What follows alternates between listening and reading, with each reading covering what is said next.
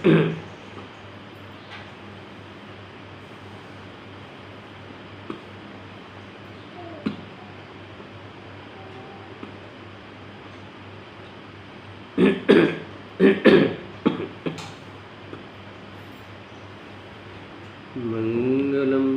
भगवान वीरो मंगलम गौतमोधनी मंगलम कुंद कुंदारियो जैन धर्मोस्तु मंगलम सर्वमंगल मांगल्यम सर्वकल्याणकारकम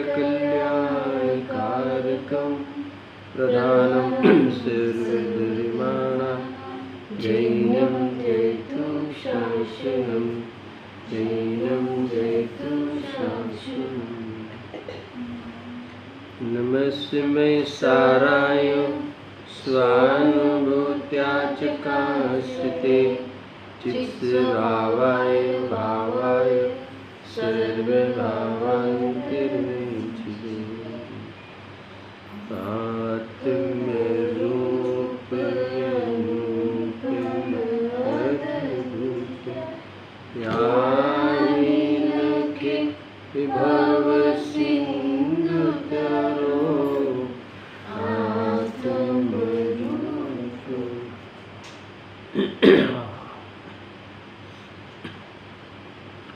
समय सार मोक्ष अधिकार गाथा 294 पे स्वाध्याय कर रहे हैं। देखो, छेदन करो जीव बंद का तो नियत निज निज छिंद से क्या चैन से छेदते दोनों पृथक हो जाए। देखो, मोक्ष जाने के लिए आत्मा और बंध के बीच में है ना द्विधा अलग करने के लिए कहा। तो अलग कैसे करें? अलग करने के लिए कारण क्या है? पहले तो ये कहा, पहले पैराग्राफ में टीका हुई है, पहले पैराग्राफ हो चुका है, दो स्वाध्याय हुए हैं। इसमें ये कहा कि दोनों चीज़ों को अलग करने के लिए कौन सा कारण है। तो इसमें पहले बताया कि अलग करने का कर्तव्य हमारा है, ये आत्मा का एक कर्तव्य है। और आत्मा कैसे अलग करे, है ना, बंध भाव से आत्मा को अलग कैसे पाड़े, कैसे छूटा करे। तो यहाँ कौन से साधन के द्वारा? तो ये प्रज्ञा छेद। कैसी है प्रज्ञा छेद? है ना, कैसी है प्रज्ञा छेद? वितराग भगवती कही, भगवती प्रज्ञा छेनी के द्वारा यहाँ कहते हैं कि जो ज्ञान स्वरूप है। और एक खास बात कही कि छेदने के स्वभाव वाला एक कारण है। ये जो साधन है ना, ये साधन की विशेषता क्या है?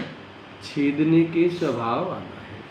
तो दोनों को भिन्न करने वाला यह सबसे, है ना, अद्भुत कारण है, साधन है। अब इसकी चर्चा विशेष हुई है। गुरुदेव जी के प्रवचन के आधार पर एक कारण के बारे में इन्होंने कुछ कहा है, मैं पढ़ता हूँ। देखो, कोई खास बात आई है कारण के बारे में, पेज नंबर 397 मिला। करनी बात आवी ने मिला, ये पैराग्राफ। और रविवार के प्रवचन है, रत्नाकर प्रवचन रत्नाकर भाग 8। करनी बात आवी ने, तो इसमें क्या लेना? तो आत्मा में कर्ता कर्म करण संप्रदान अपादान ने अधिकरण एम 6 गुणों शक्तिओ छे। सुनना बराबर। पर ये बधा अंदर ध्रुवपणे अक्रिय रहेला छे। અહીં જુદા પાડવાના કાર્યમાં પર્યાયરૂપ કારકની વાત છે, એ વાત મુખ્ય કહી, બરાબર। બેને જુદા કરવા છે તો જુદા કરવાના કાર્યના કારણમાં વર્તમાન પર્યાય સાધન થઈને બેને જુદા કરે છે। ये बात समझने लायक है कि त्रिकाल शक्ति हमारे पास करण संप्रदान उपादान सब है, मगर वो ध्रुव है, वो शक्ति रूप है।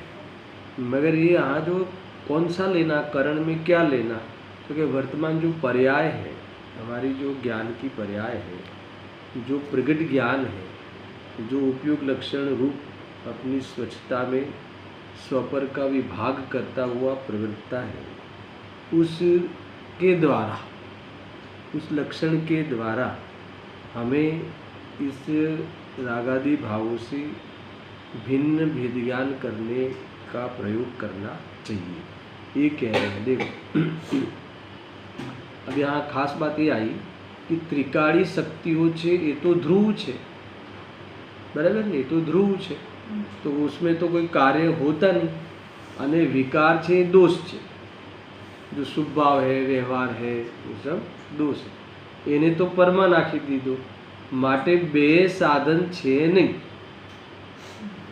यानी भगवान आत्मा साधन नहीं है, साध्य है, साधन नहीं है ना।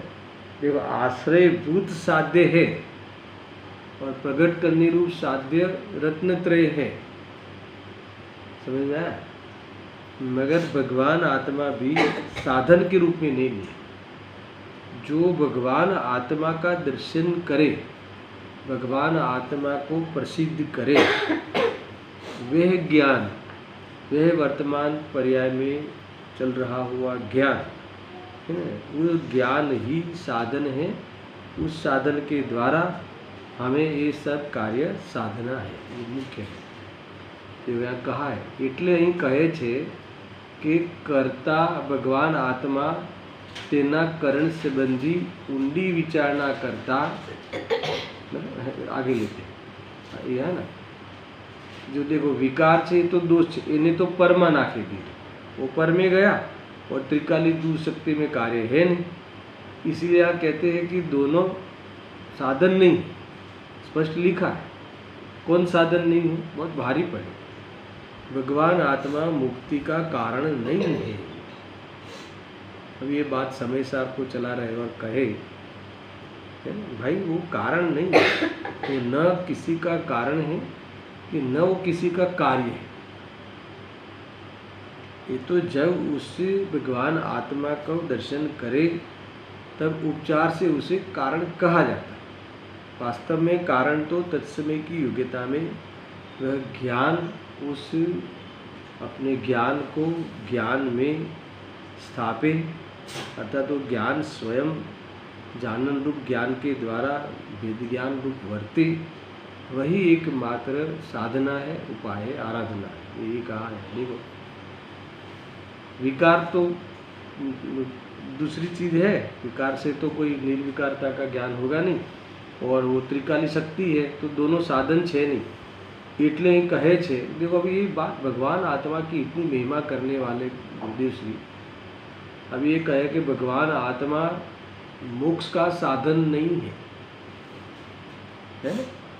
साधन नहीं, साध्य है, आश्रयभूत है ना। जिसका दर्शन करना है वो है, फिर भी तुम दर्शन करो या नहीं करो, वो ध्रुवत्व में फिर नहीं पड़े। इसीलिए वो कारण नहीं है और कार्य नहीं। देखो हम अपने अपने आत्मा को अनादि से अपने इस भगवान आत्मा को नहीं पहचान, तो तुम्हें भले तुम नहीं पहचानो, मगर वो वस्तु कोई नहीं पहचानने से वस्तु अवस्तु हो जाती हो, ऐसा नहीं। वस्तु तो वस्तु रहती है, तुम मानो या न मानो। मैं चैतन्य स्वरूप त्रिकाल हूँ, है ना। मानो न मानो ये अलग बात है, मगर जब तुम मानो, कैसे मानो? आगम मात्र से नहीं मात्र आगम से मानो वो नहीं, अनुभव करके मानो, तो वो जो है वो क्या हो गया? वो वास्तव में साधन हो गया, है ना। वो वास्तव में उस ऐसे इस प्रकार से मानने रूप साधन से वे वस्तु की साधना की जाती है। तो मानना भिन्न, मानना से भिन्न जानना, वही साधन है, वही साधना है, वही कार्य है, वही करता है। समझ में आया ना? वो कार्य स्वयं हुआ, जो हुआ वो कार्य है, वो स्वयं उस रूप परिणमा, इसलिए वो करता है ना? वही करण है, वही करता है, ये ऐसा है। देखो ज्ञान को इस प्रकार से ऐसा है, वो स्वयं ज्ञान अपने से अपने को जानता है, इसलिए करण है। वो ज्ञान जानन रूप है, इसलिए वही वास्तव में भाव स्वरूप है। और वो स्वयं ज्ञान उस रूप परिणमता है, इसलिए स्वयं करता है। है मानवारूप परिणाम। हाँ, मानवारूप, जानवारूप सब ये ऐसा है। ये मुख्य तो वेद ज्ञान रूप लेना है, पर वेद ज्ञान रूप भी कब सत्य कहलाएगा कि उस रूप माने तो। वेद ज्ञान का फल मानना आएगा। वेद ज्ञान का फल अगर मानना नहीं आता है तो वह वेद ज्ञान साधना के रूप में नहीं जाएगा। तो अगर वेद ज्ञान का फल वेद ज्ञान का के आधार से मानने रूप निष्कर्ष नहीं आवे तो वह वेद ज्ञान बौद्धिक स्तर पे किया गया वास्तव में एक कसरत है, व्यायाम है, पर पुरुषार्थ नहीं। पुरुषार्थ तो उसे स्वीकार करने में है ना। कल आपने बहुत प्रश्न अच्छा पूछा, आज ही पूछा था शायद, है ना? ये आपने पूछा था कि अगर ये जो हम समझते हैं, कोई समझ में आ जाता है तो पुरुषार्थ है क्या? तो या फिर वो कर्म की ओर से होने वाली एक अवस्था विशेष है। तो कर्म की ओर से होने वाली एक अवस्था विशेष है, क्योंकि तुम्हारे उस संबंधी ज्ञानावरणी कर्म का क्षयक्षेम होना और उस संबंधी उपादान में ज्ञान होना, इसमें कौन सा पुरुषार्थ है? ख्याल है? मान लो कि अभी सुनना बराबर, अभी ये बात मैं समझा रहा हूँ, ठीक, अभी तुम्हें समझ में आ गया। मान लो ये बात तुम्हें, ये प्रमेय तुम्हें, ये विषय टॉपिक बराबर क्लियर हो गया, तो ये पुरुषार्थ नहीं है। ये पुरुषार्थ नहीं, ये कर्मकृत अवस्था है कि तुम्हारे ज्ञानावरणी कर्म का आवरण हटा और तुम्हारे उस समय की योग्यता में जानना हुआ तो पुरुषार्थ स्वीकार करने में है ना। अगर उसको स्वीकार करो, ये तो शिक्षा है, इसमें पुरुषार्थ नहीं है। उसमें तुम स्वीकार करो, ख्याल आवे? स्वीकार करो यानी एक्सेप्ट हो कि ये ऐसा ही है। और ये एक्सेप्ट किया हुआ मात्र ज्ञान की दृढ़ता नहीं, श्रद्धान की दृढ़ता। श्रद्धान में दृढ़ता का आधार श्रद्धान है, समझ में आया कि नहीं? तो उसमें बल पड़ता है, उसमें वीर्य चाहिए, उसमें ताकत चाहिए, है ना। उसमें वास्तव में वीर्य उसमें चाहिए। देखो आपने ये जान लिया कि शरीर में ये जो 104 डिग्री बुखार आ रहा है वो शरीर के स्पर्श गुण की पर्याय का परिणमन है ना। वो आत्मा की पर्याय नहीं है। वो आत्मा में स्पर्श आदि, वो बुखार आदि गर्म ठंडा होता नहीं आत्मा, ठीक है। तो ऐसा तुमने समझ में आ गया, लॉजिक से, न्याय से, युक्ति से तुम्हें बात क्लियरिटी होगी, तो ये पुरुषार्थ नहीं है। मगर तुम जब मुझे बुखार नहीं है ऐसा तुम मानना, उसमें पुरुषार्थ। अगर इस संबंधी तुम्हारा स्वीकार मात्र भी हो जाता है पूर्व भूमिका में, तो तुम्हारे जो मोहनीय कर्म जो है सत्ता में पड़े हुए, जो उदय में कैसे आने वाले थे, उदय में वो 80 डिग्री का आने वाला था, मान लो पूरी ताकत से, वो 10 डिग्री होके उदय में आते।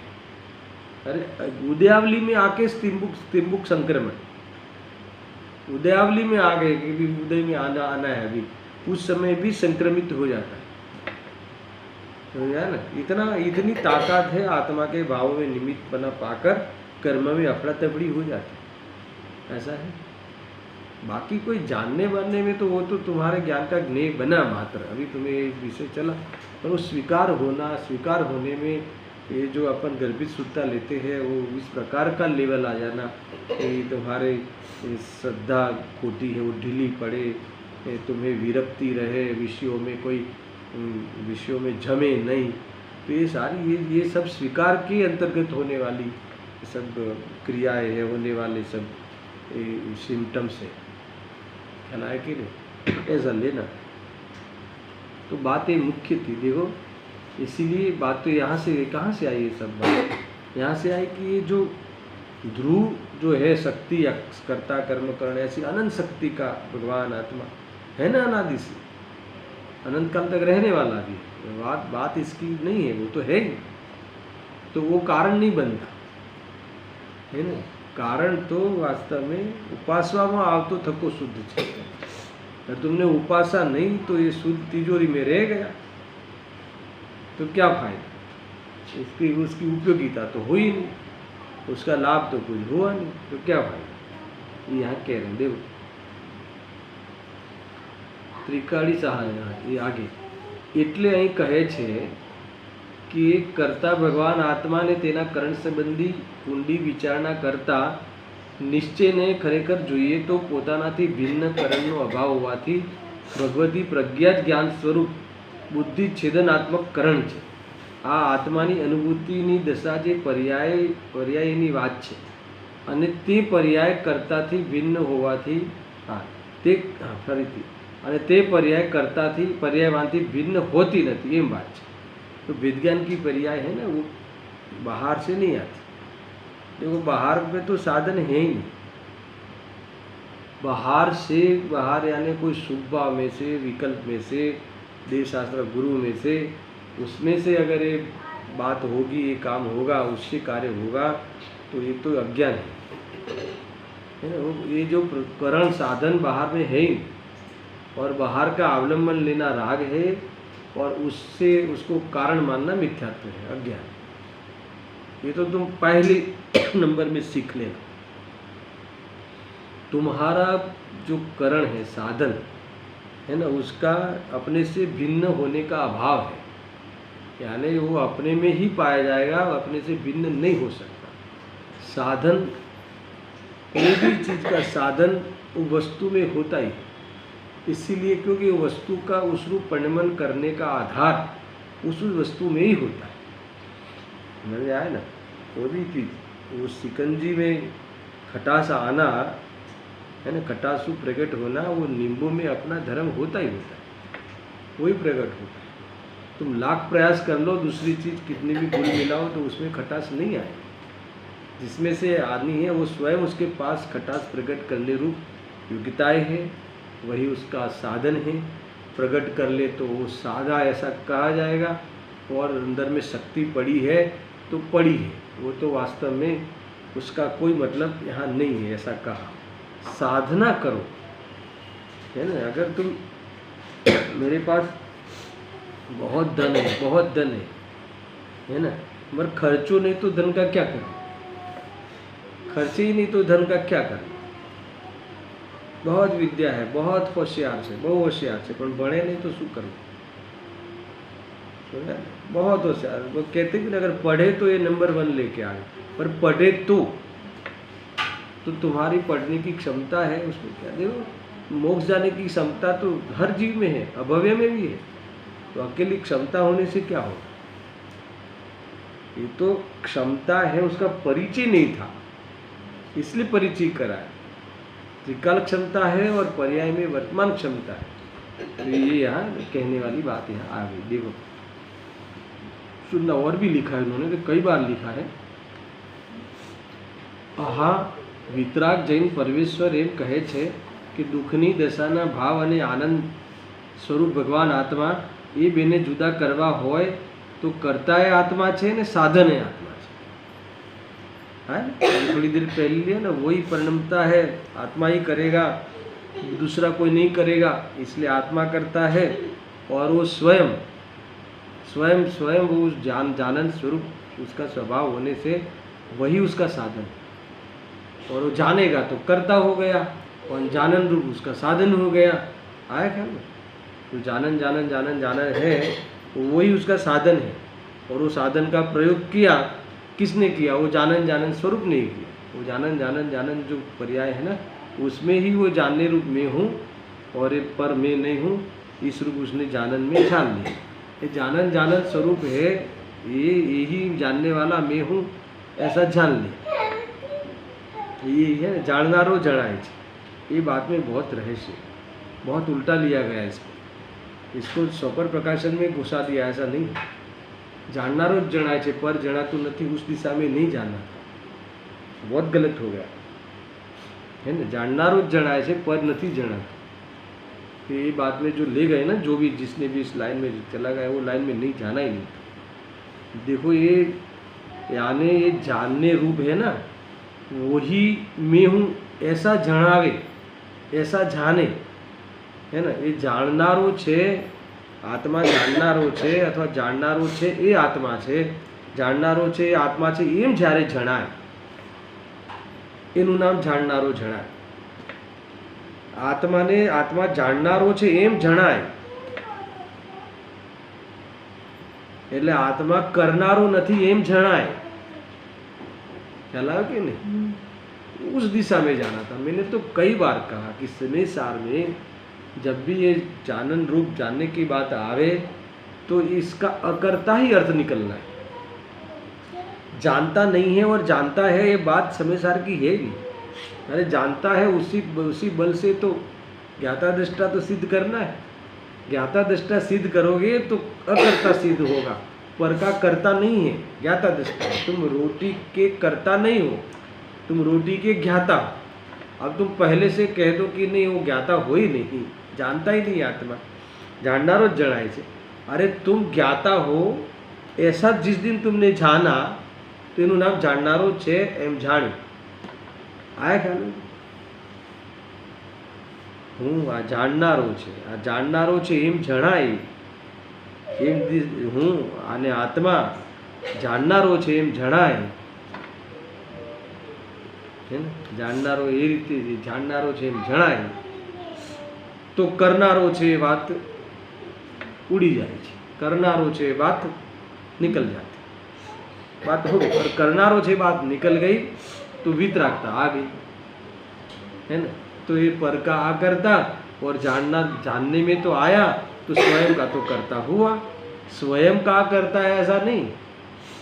देखो ये तो करना नहीं पड़े, ज्ञान तो हो ही रहा है। इस प्रकार से अकर्ता कहा, मगर कोई कार्य नहीं होता है ऐसा नहीं। देखो उत्पाद वे नहीं मानोगे तो त्रिकाली है, इसकी सिद्धि नहीं होगी। त्रिकाली को हर पर्याय में वर्तना पड़ेगा ना, तब तो त्रिकाली सिद्ध होगा ना, नहीं तो कैसे होगा। पूर्व में था, पूर्व की पर्याय में, अभी की पर्याय में भी मौजूद है, और ये इस पर्याय का व्यय होकर अगली पर्याय का उत्पाद होगा, उसमें भी रहेगा। तो उत्पाद व्यय जब तक नहीं होगा सिद्ध, तब तक इसकी त्रिकालीपना तुम कैसे सिद्ध करोगे? इसका त्रिकालीपना नक्की नहीं होता है। हाँ, तो इसीलिए उत्पाद में द्रव्य युक्तम सत, ये त्रित्व एक समय में है, एक समय में एक साथ में है। इस प्रकार से प्रवाह रूप रहता है। ये वास्तव में स्वरूप का बंधारण है। ऐसा जब जानना जाने, ये वास्तव में बंधारण की ओर से और चेतनता की ओर से जाननारो जणाय छे। यानी आ जाननारो छे एम जणाई जाए जे दिवसे। अगर तुम नहीं जानो तो भी जाननारो छे, है ना। जाननारो जणाई रह्यो छे, यानी ये अनुभूति स्वरूप भगवान आत्मा ज अनुभवमां आवी रह्यो छे।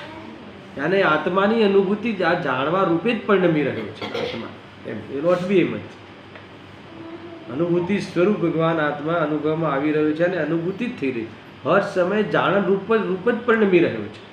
एम आ जाण एम जणाई जाए, एम आ जाणनारो ज छे एम जणाई जाए। केम के ये वास्तव में जाननारो ज छे हर समय। ज्ञान की प्रतिपल उठे तरंग, जागता उसमें आत्मराम। ज्ञान की प्रतिपल उठे तरंग, इसमें आत्मा ही जागने में आता है। आत्मा जागने में यानी आत्मा जानवा रूपे आत्मा ज होय छे। ज्ञेयो ने जाने तो ज्ञेयो आत्मा में होता नहीं, ज्ञेयो जानवा में होता नहीं, एमां जाणवा वाळो ज होय छे। त्यां ज्ञेय ने जाणे तो ये जाणवा में ज्ञेय छे कि ज्ञान छे? तो एमां ज्ञान छे એટલે जाणवा वाळो छे कि पर छे? तो ये जाणवा वाळो छे, तो ये जाणवा वाळो छे एनो अर्थ के એ જાણનાર છે કે પરનો કરતા કરનાર, દયા પાડનાર, રાખનાર, એની સેવા કરનાર છે? હેલા તો પછી કેમ માનો છો હું સેવા કરવા વાળો, હું ધ્યાન રાખવા વાળો? એ ગુરુદેવ બોલતે હૈ कि કેટલા વાળા કરીશ? है पूरा आया तो वो थीम पता चली, ये थीम समझना है, ज़्यादा उलझना नहीं है। उलझने में वास्तव में सुलझा नहीं जाता, और ज्ञान सही नहीं हो तो उलझेगा। ये समझ, पता नहीं ये बात कहाँ से आ गई, जहाँ से भी आई बात का उपयोगिता है। देखो ये लिखा ना, अनुभूति वाली बात। हाँ, क्या कहते हैं, ये बेने जुदा करवा हो तो करता है आत्मा छे, हाँ वहाँ से बात आई ना, અને સાધન એ આત્મા છે। अब सुन, રાગાદી દુઃખથી ભિન્ન પડવામાં સ્વરૂપમાં ઢળેલી જ્ઞાનની વર્તમાન દશા તે સાધન છે। आ गया? अच्छा, स्वरूप में ढलना वो साधन है कि साधना है? तो वही साधना है, वही साधन है। साधना यानी करता, और वहीं ढलना हुआ तो ये ढल कर तुम पर से भिन्न किया, तो वो करण रूप से हो गया। स्वरूप में ढल कर, स्वरूप का निर्णय करके यानी पर से भिन्न तुमने अपने को किया, तो ये भेद ज्ञान किया वो साधन हो गया, और भेद ज्ञान रूप परिणमा वो कर्ता हो गया, और यही कर्तव्य था। आया ख्याल में? वही की वही बात, कोई बड़ी बात नहीं है कि करण करता कोई अलग भिन्न नहीं आयु ने, भिन्न कोई भिन्न भावरूप साधन नहीं आ। એટલા માટે અહીંયા એ કઈ બહુ અદ્ભુત વાત છે જો। હા હા, દેખો, સ્વરૂપમાં ઢળેલી જ્ઞાનની વર્તમાન દશા તે સાધન છે। જ્ઞાનની વર્તમાન દશાને રાગની સાથે એકતા હતી, વસ્તુને નહીં, वस्तु तो ध्रुव है। कितनी बात है, देखो वहाँ दृष्टि का विषय ढीला नहीं करती। देखो ये बात समझना, पहले क्या कहा कि साधने नहीं, ये साधने नहीं, मगर ध्रुव आत्मा को जरा भी गौण नहीं हो। क्या कहा कि ये जो कहा ना, रागनी एकता पर्यायમાં હતી, એટલે એ પર્યાયને શુદ્ધ થવાનું છે, પર્યાયને વળવાનું છે, પર્યાયને સ્વભાવમાં ઢળવાનું છે। ધ્રુવમાં તો રાગ છે જ નહીં, અને ધ્રુવમાં એને વસ્તુમાં સ્વભાવમાં રાગ નથી, ऐसा देखे है ना, ऐसा देखे यानी ये राग आदि है नहीं, अथवा जो राग है वो मेरे है नहीं, मेरे काम के नहीं है, मेरे लाभदायी नहीं है, ये मेरे नहीं है, ये इसका नाम मेरे नहीं है। ऐसा जब अनुभव किया इसका अर्थ कि ये मेरा स्वभाव में नहीं है, तो ये ध्रुव में तो था ही नहीं, और ये एकता करी थी पर्याय में जाके, तो ध्रुव को देखकर इसने एकता तोड़ दी, राग की एकता तोड़ दी, वो हो गया वेद ज्ञान, वो हो गया प्रज्ञा छिनी का यथार्थ प्रयोग। ऐसा है, ये हो गया साधन, और ये साधन के रूप में लो तो ये वेद ज्ञान साधन के रूप में है, और वो जो वेद ज्ञान प्रकट हुआ तो ये हो गया कर्ता के रूप में, साधना के रूप में, कर्ता के रूप में। किसने किया ये? तो कि स्वयं ने किया, परिणमति कर्ता, यानी वो कर्ता भी स्वयं है ना। क्या किया? वेद ज्ञान किया, तो वो साधना होगी ना, ऐसा है। और वेद ज्ञान किसके द्वारा किया? तो ज्ञान ने स्वयं ने पर से भिन्न अपने को जाना, तो इसका नाम वो साधन हो गया, वो ज्ञानी साधन हो गया। उससे जाना, ज्ञान से ज्ञान को जाना, ज्ञान से यानी करण में चला गया, वही ज्ञान करण में चला गया। ज्ञान से राग आदि से भिन्न ज्ञान को जाना, तो वो करण में चला गया। समझ आया कि नहीं? और ऐसा साधन का ज्ञान से किया, पर किसने किया? तो ज्ञान ने किया, दूसरा ज्ञान नहीं, उसी ने किया, तो वही करता। क्यों किया? कि यही कर्तव्य था, यही करने लायक था, आत्मा को यही कर्तव्य था। अरे आत्मा का ही कार्य था, आ गया ना पूरा, ऐसा है। देखो, हाँ, और भी है, पढ़ते जाओगे तो जितना है उतना है, इतना जबरदस्त है। हाँ, देखो, व्यवहार साधन છે એમ લોકો રાડું પાડે છે ને, वहाँ है ना, ठीक है। પણ ભાઈ અહીં તો આ અતિ સ્પષ્ટ કહે છે કે ભગવતી પ્રજ્ઞા જ अंदर एकाग्र थयेली स्वानुभवनी दशा ज आए ना। भगवती प्रज्ञा को क्या बताया आएगा ना, अब देखो अंदर में एकाग्र थयेली स्वानुभवनी दशा, ये भगवती प्रज्ञा अभी प्रयोग में लेकर कहा। विकारથી भिन्न પાડવાનું સાધન છે સ્વાનુભવની દશા જ। विकार यानी स्वानुभव करना वही वेद ज्ञान, परिणमन कर दिया वही वेद ज्ञान। मान लो तुमने उस खड्डे में गाड़ी को खड्डे से बचा लिया, वही खड्डे का सच्चा ज्ञान, वही तुम्हें खड्डे का वास्तव में भेद ज्ञान समझा ना। तो पहले सिखाया था ना कि देखो इतना खड्डा है, वहाँ देखना, वहाँ इतना घेरा हुआ है, इसका जरा बराबर ख्याल रखना। ये तो तुमने सीखा, मगर खड्डा और अपना रास्ता दोनों जुदा है। ये तो तुम उस रास्ते से गए नहीं, अपने रास्ते से गए तब तुम्हारा वेद ज्ञान हुआ, प्रकट हुआ। ऐसा ही ऐसा वेद ज्ञान, इसे स्वानुभवनी दशाज।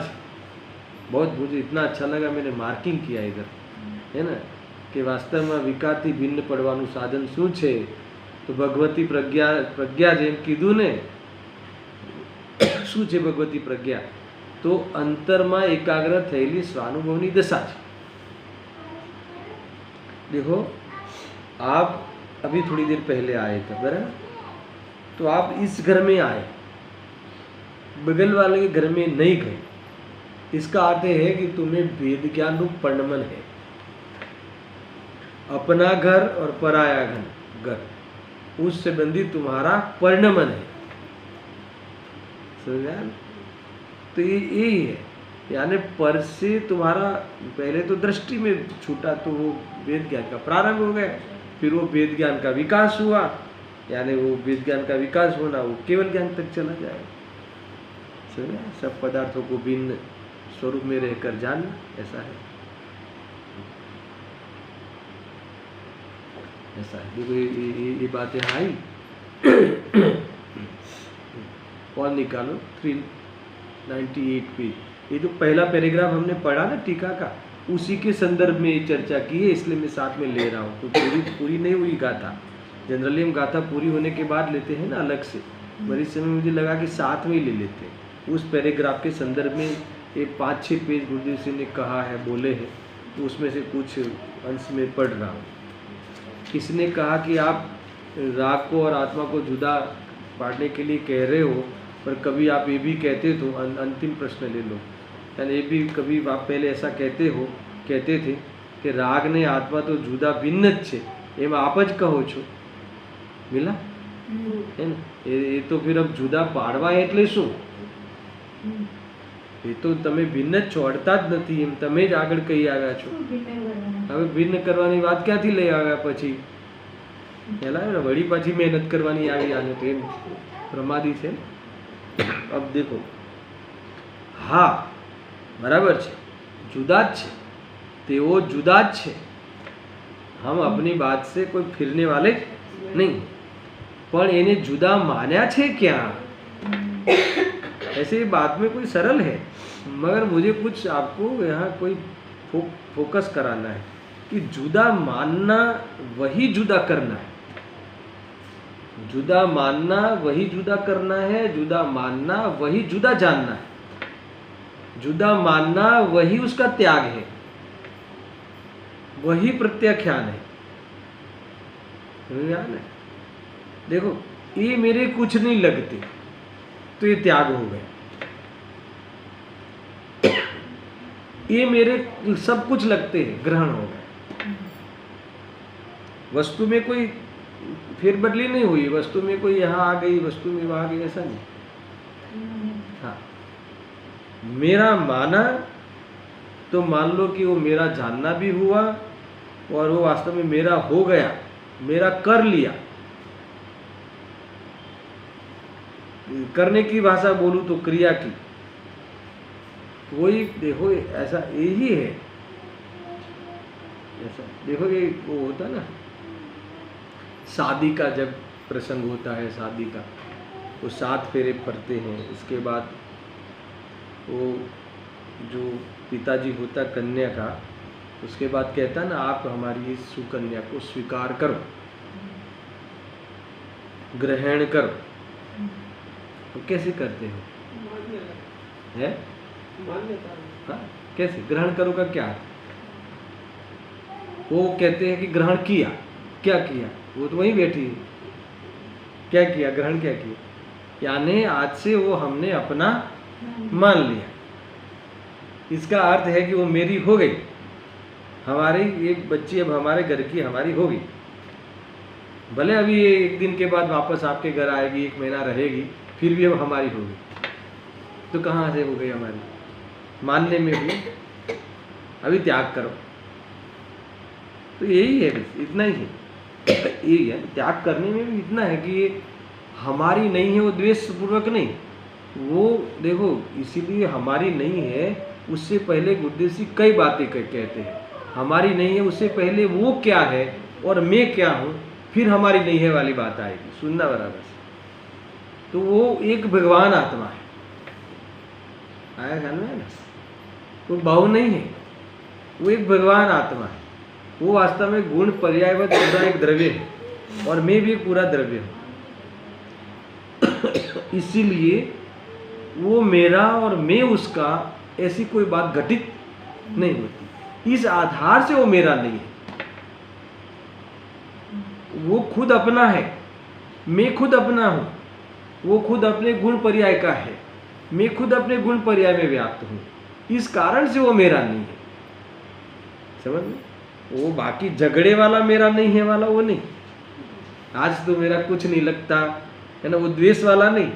ख्याल में आया कि नहीं? देखो, वो तुम्हारे उस वस्तु को मेरा मानने का तुम्हारे पास कोई भी वजूद नहीं है, कोई भी कारण नहीं है, कोई भी गुंजाइश नहीं है। अपना कहने के लिए तुम्हारे पास कोई लॉजिक नहीं है कोई। तो ये कह रहे हैं। तो जुदा मानवानी बात आज है। नहीं तो क्या जुदा मान लीधा આજથી તું મારી नहीं, હું તારો नहीं, એમ नहीं। तू तारो छे। देखो लिखा 19-20 के बाद 20, 21, 22 गाथाओं में। मुझे बहुत विचार आया कि वो मेरा नहीं है, मैं उसका नहीं हूँ। इतने से काम चल जाता। पर आचार्य ने ये नहीं, हूँ मारो हूँ एनो नहीं, तो हूँ मारो छू, हूँ छू, हूँ मारो छू, हूँ मारो ज रहीश। अब ये कहने की क्या जरूरत थी? हूँ एनो नहीं ने हूँ नहीं। तो ये हूँ नहीं, પછી ये एनो ज छे, ये एनो ज हतो અને एनो ज રહેશે। ये बात भी वहाँ ली। ऐसा क्यों? क्योंकि वो वास्तव में अपने गुण पर्याय का है। वो गुण, उसका गुण पर्याय जो उसकी है वो उसकी है, और वो स्वयं अपनी गुण पर्याय का है। इसीलिए वो चीज़ का अपना क्या है, उस चीज़ का वो जब हमें पता चल जाए तो उसमें मेरा कोई अपना नहीं है और मेरे में उसका कोई अपना नहीं है। इसीलिए वो मेरा नहीं है। अब तुम नहीं मानो तो भी मेरा नहीं है, बराबर है। अगर तुम नहीं मान लो कि मेरा नहीं है तो धर्म हो जाएगा, इतना सा है ना। तो भेद ज्ञान हो जाएगा। तो तुमने प्रज्ञा छीनी, बराबर से चलाए। ऐसा बहुत कुछ बातें हैं भाई। नहीं तो राग द्वेष में हो जाएगा। कोई एक चैतन्य स्वरूप भगवान आत्मा है ना, वो किसी का है नहीं, है ना। और कोई कुछ इसी उसका है नहीं। वो अपने आप में संपूर्ण है, उसका नाम ही परिपूर्ण है। परिपूर्णता के भावासन बहुत बार मैं आपको कहीं अलग अलग बताता हूँ। तुम मेरे नहीं हो, मैं तुम्हारा नहीं हूँ, इसका नाम परिपूर्णता। इसका नाम ही वास्तव में सामर्थ्यशाली। नहीं, हम तुम्हारे हो हैं, तुम चिंता नहीं करना। इसका क्या अर्थ? इसका क्या अर्थ? हम तुम्हारे हैं, चिंता नहीं करना। इसका अर्थ कि हमने तुम्हें सामर्थ्यशाली नहीं माना। अब ऐसे होती है। इसका अर्थ कि हमें तुमको परिपूर्ण नहीं माना। तुम चिंता नहीं करना, कुछ भी तकलीफ आ जाए, कुछ भी हो, तो हम हैं तुम्हारे लिए। इसका अर्थ क्या? इसका अर्थ है कि वो सक्षम नहीं है। उसका अर्थ कि वो परिपूर्ण नहीं है। मैं तुम्हारा नहीं, तुम हमारे नहीं, है ना। मैं मेरा, तुम तुम्हारा। इसका अर्थ परिपूर्ण। अब इसमें से परिपूर्णता, इसका नाम सामर्थ्यशाली। उसका नाम शक्तिशाली। समझ आया कि नहीं? इसका यही है, वीर्यवान। गजब की बात भाई, कहाँ से कहाँ। देखो गुरुदेव श्री कोई प्रश्न पूछा कि गुरुदेव श्री आप राग से भिन्न आत्मा को पाड़वानु बात कहो छो, जुदा करवानु अમને કામ સોંપો છો, પરંતુ આપે તો પહેલા જ કહ્યું છે કે તો ભિન્ન જ છે। તો ગુરુદેવ શ્રી કહેતે हैं આ ભિન્ન જ છે, રાગ અને આત્મા ભિન્ન જ છે, પણ તે ભિન્ન માને ક્યાં છે? વાત માનવાની છે, કરવાની વાત નથી। આવી ને, तुमने माना तो जुदा किया, जुदा करने को कहे तो मानना समझना, करना कुछ नहीं है। यानी ये जो करना वाला भूत है ना, जाके कुछ धक्का मारे है ना, या धक्का खाए, वो करने वाली बात वहाँ कहीं नहीं है ना। ज्या ज्या समय सार में आवे कि जुदू करो तो जुदू मानो, एम अर्थ लेवो। दीकरा दीकरा ने जुदो करो એટલે શું? तो गुरुदेव के जुदो જ છે ને, तो પછી કરો કેમ કહો છો કે તે માન્યું ક્યાં છે? आया ख्याल में? अब मानने की मैं पूरी विधि बताई। मानने का अर्थ क्या? परिपूर्ण भगवान છે, એ પણ ભગવાન, હું પણ ભગવાન।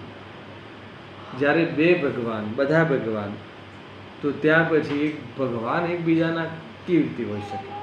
એને ભગત બનવું પડે તો ભગવાનની ભગત બે, હું તમે भगवान ने हूँ भगत। दो भगवान के बीच में कोई वस्तु की स्थापना कैसे हो सकती है? कौन सी स्थापना हो सकती है?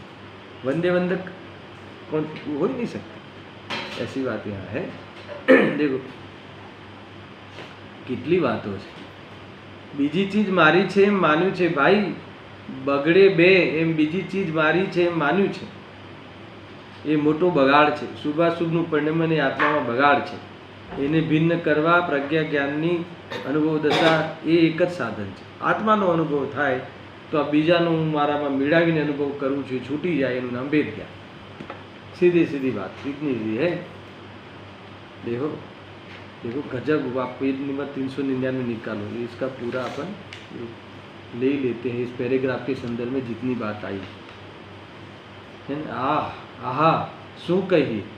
રાગને જ્ઞાનાનંદ પ્રભુ આત્માને એકપણું માનનારા જૈન જ મળ્યું? જૈન જ નથી। જૈન પરમેશ્વર, જૈન કોને કહે છે? ભગવાન જૈન કોને કહે છે? એની એને ખબર નથી। જૈન કોણ છે? રાત્રિમાં ભોજન ના કરે જૈન, અહીંયા એ ન લીધું। આત્મા ભોજન કરી શકતું નથી। ભોજનનો રાગ ને આત્મા જુદા છે, ये माने ये जैन है। समझे? देखो ये है। फिर भोजन का राग आवे तो कितना विवेक रखे, वो चलना नहीं उगा जाएगा, बाह्य चलना नहीं। वो अलग अलग बातें हैं भाई, समझना। गजब नहीं बातों है। देखो आगे इतना लिखते हैं कि ये कहे छे है ना, आ महीना महीनाना उपवास वर्षी तप इत्यादि करे छे ने, पण बापू ये बधो राग छे, एमां धर्म क्या छे? એને તો હું આત્મા છું એની ખબર નથી, તો એને ધર્મ કેમ થાય? अब सुनना, इसके बाद लास्ट प्रश्न कि आप हमारे इस आम्बिल के और जो भी करते हैं वर्षी तप उपवास के पीछे क्यों पड़ रहे हो? है ना, आप उसको धर्म नहीं है, धर्म नहीं है, धर्म नहीं है ना, ऐसा क्यों कहते हो? अब सुनना ये प्रश्न कि क्यों क्यों कहा मैंने, ऐसा क्यों इसने सोचा होगा? क्योंकि प्रश्न में ये लिखा कि भरत चक्रवर्ती मखमलना भारे कीमती गादलामां सूवे तोय तेने तमे धर्मी कहो अने अमे उखला सूई रहीए। उखला એટલે ભૂખ્યા सूई જઈએ रात्रि में, है ना, पानीનું ટીપું પણ ना લઈએ। छेक सवारे 10 वागे सुबह में भगवान की भक्ति पूजन करने के बाद यानी एकदम भूख्या उखला सूई जाइए, तो ये धर्म नहीं? ख्याल आवे कि नहीं? हाँ, है ना, जबरदस्त बात है भाई। आ केवो न्याय, आ एक कैसा आप तो पक्षपात करते हो।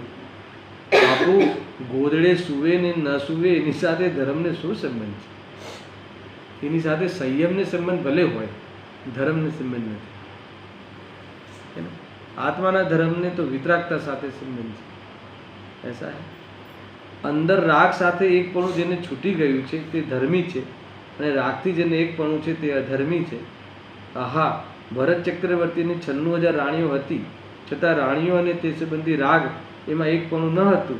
એ બધા મારા છે એમ પરમાં આત્મબુદ્ધિ ન હતી અને વિષયોમાં સુખ બુદ્ધિ ન હતી.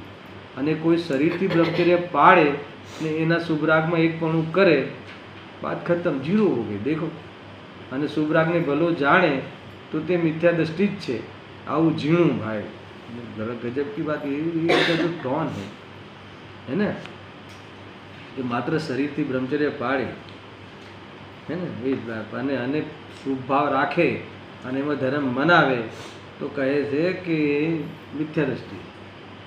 અને ઓલો ભૂમિકામાં 96,000 રાણીનો રાગ છે, પણ રાગમાં એકત્વ બુદ્ધિ નથી, એમાં સુખ બુદ્ધિ નથી, એટલે ધર્મનો અંશ પ્રગટ થઈ ગયો. हाँ, विशेष वितराग थयो नहीं, એટલે ત્યાં દેખાય છે, એને खबर है. ये बड़ी बातें, सारी बातें इसमें आई है. इस प्रकार से कुल मिला के ये जो प्रज्ञा छेनी का कैसे प्रयोग करना, वो सारी बातें उद्देश्य के प्रयोजन से हमने सुना. अब ये सारी बातें आ गई कि ये प्रज्ञा छेनी के द्वारा कितनी बातें कही. आनंद स्वरूप भगवान आत्मा है ने, आनंद आनंद आनंद, आत्मानो आनंद, निराकुल आनंद, अतीन्द्रिय आनंद, અને આ રાગ है ને આકુળતાજનક, આકુળતાનો કારણ એ બંધ ભાવ, એ બંને ભિન્ન છે. એમ એમ જ્યાં સુધી પ્રજ્ઞા છેની દ્વારા, જ્ઞાન દ્વારા એ રીતે ભિન્નતાનું ભાન નહીં કરે ત્યાં સુધી મોક્ષે नहीं आए. बराबर है. इसीलिए हमने इस बंध भाव को और आत्मा के द्विधाकरण के लिए उस प्रज्ञा छेनी का जो करण रूप है, साधन रूप है, जो दोनों को छेद करके दोनों को लक्षण, अब कैसे करना वो लक्षण वाली बात बाद में करेंगे. पहली पंक्ति का दोनों को अलग करने का साधन है, कारण है, आधार है, समझ में आया ना. ऐसा पहले पैराग्राफ में इन्होंने तय करा दिया कि इसके आधार से किया जाता है. अब कैसे किया जाता है वो बात अभी तक नहीं खोली है. उससे पहले एक प्रश्न रखते हैं, फिर बताते हैं कि दोनों को अलग कैसे किया जाता है. तो निज निज लक्षण है, लक्षण के द्वारा जुदा जुदा जाना जा सकता है, कितना भी मिला हुआ है. ये प्रश्न भी इन्होंने किया है. मैं सिर्फ प्रश्न पढ़ता हूँ, समय पूरा हो गया है. कल प्रश्न से शुरुआत करेंगे और यहाँ से आगे शुरुआत करेंगे. प्रश्न पढ़ता हूँ. यहाँ प्रश्न होता है कि आत्मा और बंध जो कि चैत्य चेतक भाव के द्वारा अत्यंत निकटता के कारण एक जैसे हो रहे हैं. इसमें कई बातें हैं.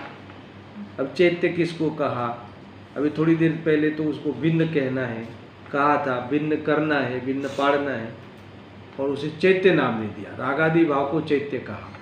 आत्मा चेतक है और बंध भाव चैत्य है ना. हमारे ज्ञान में झलकता है, उसे भी चैत्य कह देते. वो स्वयं परिणमता है ना. ये देखो चैत्य और चेतक भाव के द्वारा अत्यंत निकटता के कारण, अब निकटता का भावासन में कल कराऊंगा, यानी के कारण एक जैसे हो रहे हैं, यानी दिख रहे हैं. और वेद विज्ञान के अभाव के कारण मानो वे एक चेतक ही हो, ऐसा जिनका व्यवहार किया जाता है, और व्यवहार से एक कहा भी जाता है, और एक जैसा व्यवहार किया जाता है. एक जैसा व्यवहार यानी वो उसके लिए ही जिया जाता है. जी सारे संसारी उसके लिए ही समर्पित है. अर्थात जिन्हें एक आत्मा के रूप में व्यवहार से माना जाता है, अपना स्वरूप माना, सारे लोग उसी के लिए ही है ना अपने जीवन बिताते हैं. उन्हें प्रज्ञा के द्वारा वास्तव में कैसे छेदा जा सकता है. प्रश्न है, इसको कैसे अलग करें. इतना निकट है, इतना एकपना है ना, कैसे हम उसको अलग करें, है ना. ये कह रहे हैं. तो अब बताते हैं कि यानी ये बताना चाहते हैं, प्रश्न में ये बातें खोलना चाहते हैं कि ये प्रज्ञा छेनी जो आपने कहा उसका प्रयोग कैसे करें कि अलग हो. उस ये जवाब वहीं से देने वाले. ख्याल में आया कि नहीं. तो ये देखो इतनी जो इनकी जो शैली है आचार्यों की कि भाई एक तुमने एक जैसे हो रहे हैं, तो कि इसीलिए तो प्रज्ञा छेनी का प्रयोग करने के लिए कह रहे हैं हम. तो फिर बताओ ना कैसे करें. प्रज्ञा बनने से छेद कर कैसे करें, हमें कहाँ पटके, कैसे पटके, किस प्रकार से हम विभाग कर देवे. तो फिर बताएंगे कि दोनों का लक्षण भिन्न है. एक पैराग्राफ पूरे आत्मा का लक्षण और एक पैराग्राफ बंध का लक्षण के लिए एक पैराग्राफ फिर से लिखा पुनः, और फिर इस प्रकार से दोनों में नाता नहीं है, उसकी सिद्धि कर ली वेद ज्ञान से। इतनी जो बस यहाँ तक पूरी टीका है, और अभी भी अपनी टीका पौने भाग की बाकी है। यहाँ भी उसको खुलासा आगे आने वाला है। सहजानंदी शुद्ध स्वरूपी अविनाशी हूँ आत्मस्वरूप। सहजानंदी शुद्ध स्वरूपी अविनाशी हूँ आत्मस्वरूप। सहजानंदी शुद्ध स्वरूपी अविनाशी